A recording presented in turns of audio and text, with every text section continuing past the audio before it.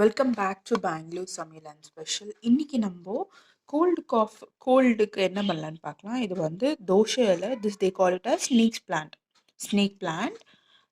This one, இது ஒரு குஞ்சு இலை எடுத்து நம்ம வாட்டரில் பாயில் பண்ணிட்டு ஒரு கிளாஸ் ஆஃப் வாட்டரை குடிக்கலாம்.